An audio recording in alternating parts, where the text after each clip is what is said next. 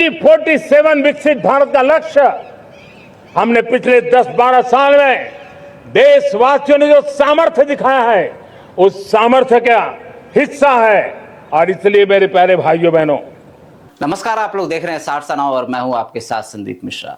आज 15 अगस्त 2026 को पूरा देश अपना 80वां स्वतंत्रता दिवस मना रहा है और प्रधानमंत्री नरेंद्र मोदी ने लाल किले के प्राचीर से लगातार 13वीं बार देश को संबोधित किया। इस बार के भाषण में सिर्फ उपलब्धियों का जिक्र नहीं था, बल्कि आने वाले वर्षों के लिए टेक्नोलॉजी, ऊर्जा, शिक्षा, रोजगार, मैन्युफैक्चरिंग और आत्मनिर्भरता को लेकर कई बड़े लक्ष्य और घोषणाएं सामने रखी गई। तो आखिर प्रधानमंत्री नरेंद्र मोदी ने लाल किले से क्या क्या कहा, आइए आसान भाषा में समझते हैं 10 बड़े पॉइंट्स। पहला और सबसे बड़ा लक्ष्य 2047 तक विकसित भारत। प्रधानमंत्री ने एक बार फिर भारत को 2047 तक विकसित राष्ट्र बनाने के लक्ष्य को दोहराया। उन्होंने कहा कि इसके लिए देश को बड़े सपने देखने होंगे और उन्हें तेज गति से पूरा करने की दिशा में काम करना होगा। दूसरा सबसे बड़ा फोकस रहा शक्ति की सप्तधारा। प्रधानमंत्री ने विकास की 7 धाराओं का विजन रखा। इनमें मैन्युफैक्चरिंग, कृषि और फूड प्रोसेसिंग, टेक्नोलॉजी और इनोवेशन, गति शक्ति, डिफेंस, ग्रीन और ब्लू इकोनॉमी तथा भारत की सॉफ्ट पावर जैसे क्षेत्र शामिल है। यानी सरकार का फोकस सिर्फ एक सेक्टर पर नहीं बल्कि कई मोर्चों पर एक साथ आगे बढ़ने का है। तीसरा बड़ा ऐलान, भारत में सेमीकंडक्टर मैन्युफैक्चरिंग को और तेज करने का लक्ष्य। प्रधानमंत्री ने बताया कि देश में 3 सेमीकंडक्टर प्लांट्स में उत्पादन शुरू हो चुका है और आने वाले वर्षों में 7 से 8 और सुविधाओं के ऑपरेशनल होने की दिशा में काम किया जा रहा है। इसका सीधा संबंध मोबाइल, इलेक्ट्रॉनिक्स, ऑटोमोबाइल, एआई और दूसरे हाईटेक इंडस्ट्री से है।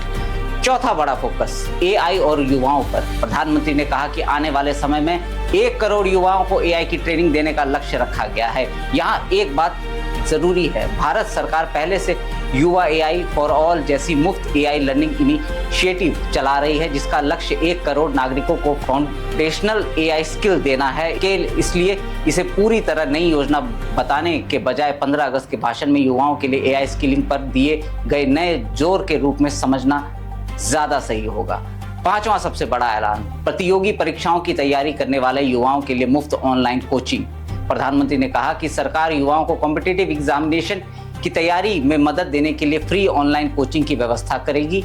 इसका उद्देश्य महंगे कोचिंग खर्च का बोझ कम करना और ज्यादा युवाओं को तैयारी का अवसर देना बताया गया। हालांकि इसके इम्प्लीमेंटेशन की विस्तृत गाइडलाइन, पात्रता और शुरुआत की तारीख को लेकर आधिकारिक विवरण आने का इंतजार है। छठा बड़ा लक्ष्य 2047 तक 100 गीगावाट न्यूक्लियर पावर कैपेसिटी। प्रधानमंत्री ने एनर्जी सिक्योरिटी को आने वाले समय की बड़ी जरूरत बताया। उन्होंने 2047 तक भारत की न्यूक्लियर पावर कैपेसिटी को 100 GW तक ले जाने का लक्ष्य बताया और इस दशक में 5 नए न्यूक्लियर रिएक्टर्स शुरू करने की दिशा में काम की बात कही। यह लक्ष्य इसलिए भी महत्वपूर्ण है क्योंकि एआई, डाटा सेंटर्स और सेमीकंडक्टर मैन्युफैक्चरिंग जैसी इंडस्ट्रीज के बढ़ने के साथ बिजली की मांग भी बढ़ने वाली है। 7वां बड़ा फोकस, तेल और गैस के मामले में आत्मनिर्भरता। प्रधानमंत्री ने एनर्जी सिक्योरिटी पर जोर देते हुए डोमेस्टिक एक्सप्लोरेशन बढ़ाने की बात कही। उन्होंने कहा कि जिन क्षेत्रों को पहले एक्सप्लोरेशन के लिए प्रतिबंधित या नो गो माना जाता था, उनमें भी संभावनाएं तलाशने की दिशा में कदम उठाए गए हैं। साथ ही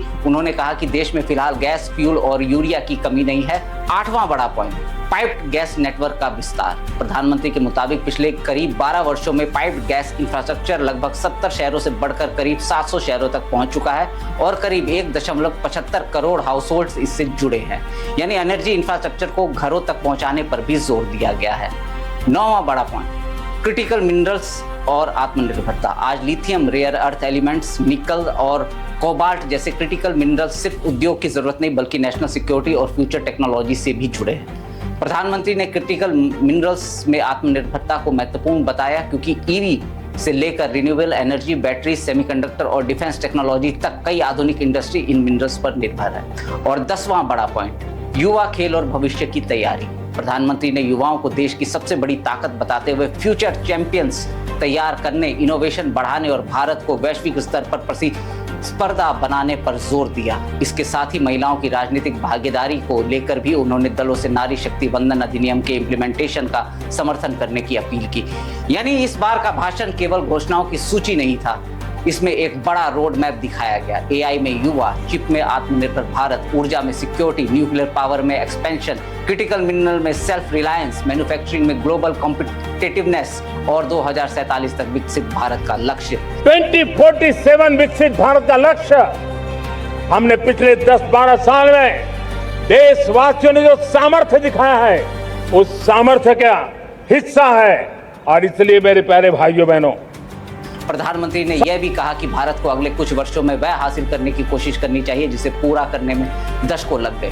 अब इन घोषणाओं का असली असर कितना होगा ये आने वाले समय में इनके इम्प्लीमेंटेशन, बजट, पॉलिसी गाइडलाइन और ग्राउंड लेवल एग्जीक्यूशन से तय होगा और यही फर्क समझना जरूरी है। लाल किले से किया गया ऐलान एक दिशा या लक्ष्य तय कर सकता है, लेकिन उसका वास्तविक फायदा लोगों तक कब और कैसे पहुंचेगा ये इम्प्लीमेंटेशन पर निर्भर करेगा। फिलहाल 15 अगस्त 2026 के भाषण का सबसे बड़ा संदेश साफ है। भारत 2047 के लक्ष्य के लिए टेक्नोलॉजी, युवा शक्ति, ऊर्जा सुरक्षा और आत्मनिर्भरता को अपनी ग्रोथ स्ट्रेटेजी के केंद्र में रखने की तैयारी कर रहा है। और इस पूरी तस्वीर में सबसे बड़ा सवाल यही है, क्या ये बड़े लक्ष्य जमीन पर उतने ही बड़े बदलाव में बदल पाएंगे? इसी पर नजर रहेगी। आप लोग भी बने रहिए हमारे साथ और देखते रहिए 60 नाव। जय हिंद।